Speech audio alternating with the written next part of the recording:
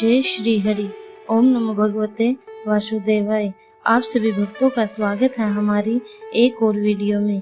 आज हम श्रद्धा और भक्ति के साथ सुनेंगे बृहस्पतिवार व्रत कथा। एक दिन इंद्र बड़े अहंकार से अपने सिंहासन पर बैठे थे और बहुत से देवता, ऋषि, गंधर्व, किन्नर आदि सभा में उपस्थित थे। जिस समय बृहस्पति जी वहां पर आए तो सबके सब उनके सम्मान के लिए खड़े हो गए, परंतु इंद्र गर्व के मारे न खड़ा हुआ। यद्यपि वह सदैव उनका आदर किया करता था। बृहस्पति जी अपना अनादर समझते हुए वहां से उठकर चले गए। तब इंद्र को बड़ा शौक हुआ कि मैंने गुरुजी का अनादर कर दिया, मुझसे बड़ी भारी भूल हो गई। गुरुजी के आशीर्वाद से ही तो मुझको यह वैभव मिला है। उनके क्रोध से यह सब नष्ट हो जाएगा, इसलिए उनके पास जाकर क्षमा मांगनी चाहिए। ऐसा विचार कर इंद्र उनके स्थान पर गए। जब बृहस्पति जी ने अपने योग बल से यह जान लिया कि इंद्र क्षमा मांगने के लिए यहाँ पर आ रहा है, तब क्रोधवश उससे भेंट करना उचित न समझकर अंतर्ध्यान हो गए। जब इंद्र ने बृहस्पति जी को न देखा तब निराश होकर लौट आए। जब दैत्यों के राजा वृषवर्मा को यह समाचार मिला तो उसने अपने गुरु शुक्राचार्य की आज्ञा से इंद्रपुरी को चारों तरफ से घेर लिया। गुरु की कृपा न होने के कारण देवता हारने लगे। तब उन्होंने ब्रह्मा जी को विनय पूर्वक सब वृतांत सुनाया और कहा कि महाराज, दैत्यों से किसी प्रकार हमें बचाइए। तब ब्रह्मा जी कहने लगे कि तुमने बड़ा अपराध किया है जो गुरुदेव को क्रोधित कर दिया। अब तुम्हारा कल्याण इसी में हो सकता है कि त्वष्टा ब्राह्मण का पुत्र विश्वरूप बड़ा तपस्वी और ज्ञानी है, उसे अपना पुरोहित बनाओ तो तुम्हारा कल्याण हो सकता है। यह वचन सुनते ही इंद्र त्वष्टा के पास गए और बड़े विनीत भाव से त्वष्टा से कहने लगे कि आप हमारे पुरोहित बनिए जिससे हमारा कल्याण हो।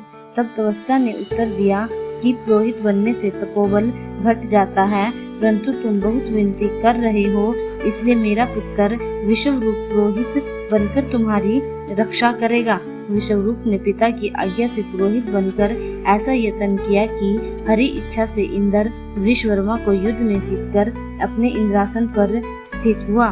विश्वरूप के 3 मुख थे। एक मुख से वह सोमपल्ली लता का रस निकाल पीते थे, दूसरे मुख से मदिरा पीते थे और तीसरे मुख से अन्न आदि भोजन करते थे। इंद्र ने कुछ दिनों उपरांत कहा कि मैं आपकी कृपा से यज्ञ करना चाहता हूँ। जब विश्वरूप की आज्ञा अनुसार यज्ञ प्रारंभ हो गया तब एक राक्षस ने विश्वरूप से कहा कि तुम्हारी माता दैत्य की कन्या है, इस कारण हमारे कल्याण के निमित्त एक आहुति दैत्यों के नाम पर भी दिया करो तो अति उत्तम बात है। विश्वरूप उस दैत्य का कहा मानकर आहुति देते समय दैत्य का नाम धीरे से लेने लगा। इसी कारण यज्ञ करने से देवताओं का तेज नहीं बढ़ा। इंद्र ने यह वृतांत जानते ही क्रोधित होकर विश्वरूप के 3 सिर काट डाले। मदपान करने वाले से भंवरा, सोमपल्ली पीने वाले से कबूतर और अन्न खाने वाले से तीतर बन गया। विश्वरूप के मरते ही इंद्र का स्वरूप ब्रह्म हत्या के प्रभाव से बदल गया। देवताओं के 1 वर्ष पश्चाताप करने पर भी ब्रह्म हत्या का पाप न छूटा तो सब देवताओं के प्रार्थना करने पर ब्रह्मा जी बृहस्पति सहित वहां आए। उस ब्रह्म हत्या के 4 भाग किए, उनमें से 1 भाग पृथ्वी को दिया। इस कारण कहीं कहीं धरती ऊंची नीची और बीज बोने लायक नहीं होती। साथ ही ब्रह्मा जी से यह वरदान दिया कि जहाँ पृथ्वी में गड्ढा होगा वृक्ष में पाकर स्वयं भर जाएगा। दूसरा वृक्षों को दिया जिससे उनमें से गोंद बनकर बहता है। इस कारण गुरुकुल के अतिरिक्त सब गोंद अशुद्ध समझे जाते हैं। वृक्षों को यह वरदान दिया कि ऊपर से सूख जाने पर भी जड़ फिर फूट जाती है। तीसरा भाग स्त्रियों को दिया। इसी कारण स्त्रियां हर महीने रजस्वला होकर पहले दिन चंडालिनी, दूसरे दिन ब्रह्मपतिनी, तीसरे दिन धोबिन के समान रहकर चौथे दिन शुद्ध होती है और संतान प्राप्ति का उनको वरदान दिया। चौथा भाग जल को दिया जिससे फैन और सिवाल आदि जल के ऊपर आ जाते हैं। जल को यह वरदान मिला कि जिस चीज में डाला जाएगा वह भोज में बढ़ जाएगी। इस प्रकार इंद्र को ब्रह्म हत्या के पाप से मुक्त किया।